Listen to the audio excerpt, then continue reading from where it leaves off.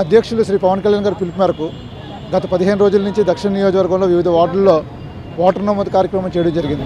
ఈ ఓటర్ నమోదు కార్యక్రమంలో భాగంగా రేపు 12వ తారీఖుతో ఈ ఓటర్ నమోదు కార్యక్రమం ముగియడంతో దీన్ని ఒక అవగాహన ర్యాలీ కింద చేస్తూ ఎవరైతే కొత్త ఓటర్లు నమోదు చేసుకున్నారో వాళ్ళందరూ కూడా మా మొదటి ఓటుని పవన్ కళ్యాణ్ గారికి వేస్తామని చెప్పి చాలా ఉత్సాహంగా ముందుకు వచ్చారండి. వాళ్ళందరితో ఇవాళ ఒక ర్యాలీగా జరిపాం. సుమారు రెల్లివీధి అంబేద్కర్ బొమ్మ దగ్గర నుంచి ఎల్ఐసి బిల్డింగ్ అంబేద్కర్ బొమ్మ వరకు దక్షిణ నియోజకవర్గం అంతా కవర్ అయ్యేటట్టు సుమారుగా 200 మంది యువకులు అందరూ ఈ యొక్క ర్యాలీలో పాల్గొని మా మొదటి ఓటుని పవన్ కళ్యాణ్ గారికి వేస్తాం, జనసేన పార్టీకి వేస్తాం, గాజుగా సింబల్ మీద వేస్తాం, పవన్ కళ్యాణ్ గారి నాయకత్వాన్ని బలపరుస్తామని చెప్పేసి ప్రతి ఒక్కరు స్వచ్ఛందంగా ముందుకు వచ్చి ఈరోజు ఈ కార్యక్రమంలో పాల్గొన్నారండి. మరొకసారి 18 సంవత్సరాల పైన నిండిన యువకులకు అందరికీ కూడా మరొకసారి చెప్తున్నారు, రేపు 12వ తారీఖుతో ఈ ఓటర్ నమోదు కార్యక్రమం అయిపోతుంది. మీరందరూ మీ కొత్త ఓట్లు చేయించుకోండి, పవన్ కళ్యాణ్ గారికి బలపరచండి, జనసేన పార్టీని బలపరచండి.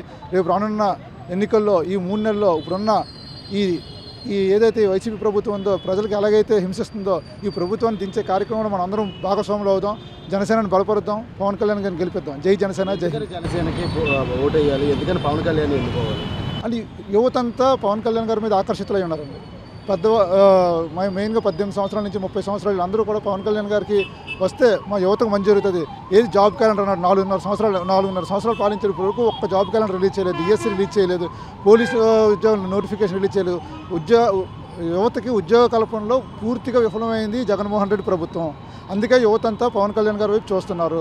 రేపు రానున్న ఎన్నికల్లో ఏదైతే తెలుగుదేశం జనసేన ఉందో ఆ మిత్రపక్షాన్ని ప్రతి నియోజకవర్గాన్ని గెలిపించే దిశగా ప్రతి యువకుడు యువతి ప్రతి ఓటరు కూడా దాని మీద మమేకమైన ఎట్టి పరిస్థితుల్లో వాళ్ళు 175 అంటున్నారు కదా, కనీసం 1, 7, 5 కూడా వస్తాయో రావు కూడా తెలియని అయోమయంలో వాళ్ళు ఉన్నారండి. అందుకే రకరకాలుగా నియోజకవర్గాలు ఇన్ఛార్జీలు మార్చుకొని అతనే ఏడ్ చేస్తుండో ఇప్పుడున్న సీఎంకి తెలియని అయోమయ స్థితిలో సీఎం ఉన్నాడండి. రేపు ఎన్నికల్లో మటుకు ఇతనికి ఎక్కడ చెంచల్గూడ జైల్లో కూర్చుంటాడా, లేకపోతే తాడేపల్లి ప్యాలెస్లో కూర్చుంటాడా, లేకపోతే అక్కడ కూర్చుంటాడా అతనే నిర్ణయించుకోవాలండి.